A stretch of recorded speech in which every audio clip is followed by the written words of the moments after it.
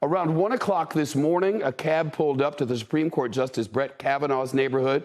A man got out with a backpack and a suitcase.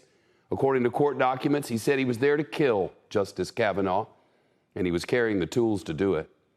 Officers say they found a Glock 17 pistol, a knife, a crowbar, zip ties, duct tape, and more in his bags. The documents reveal the suspect called 911 on himself. And according to the complaint, he told the dispatcher his plan to kill Justice Kavanaugh and said he was also having some suicidal thoughts. Moments later, cops confronted him and arrested him. The suspect appearing in federal court this afternoon, he's facing a charge of attempted murder of a Supreme Court justice. Could get 20 years in prison. He hasn't yet entered a plea. CNBC's Shomari Stone live outside Justice Kavanaugh's home in Maryland. Shomari, what more have we learned about both the suspect and this alleged plan?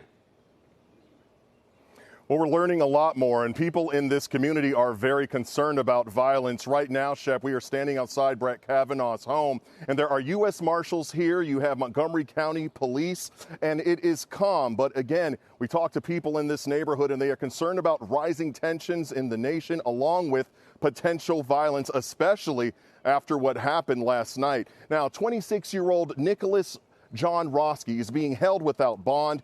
He is from Simi Valley, California. According to court documents, when he got out of that cab, the individual looked at the two U.S. Marshals who were standing next to their parked vehicle and then turned to walk down the street.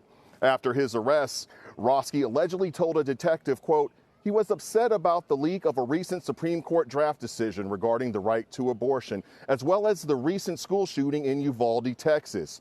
He also allegedly said he thought Kavanaugh would loosen gun laws and planned to kill the judge and then himself.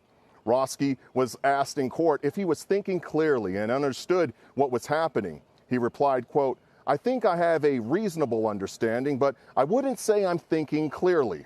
Now, after consulting with his public defender, Roski did confirm that he understood what was happening.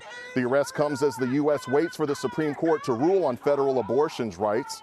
The concern for potential violence with the justice's ruling as we head to the midterm elections are both mentioned in the Department of Homeland Security's new bulletin warning of heightened extremist threats.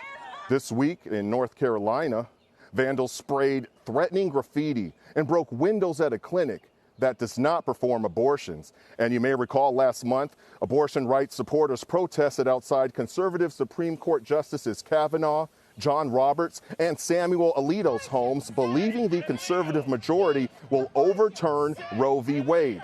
Attorney General Merrick Garland condemning all violence and threats against Supreme Court justices. This kind of behavior is obviously behavior that we will not tolerate. Threats of violence and actual violence against the justices, of course, strike at the heart of our democracy, and we will do everything we can to prevent them and to hold people who do them accountable. Now, the Senate has already passed a bill that would beef up security for Supreme Court justices and their families. Today, Mitch McConnell demanded that the House pass it. Meanwhile, Majority Leader Steny Hoyer says he is hopeful that they are close to a vote.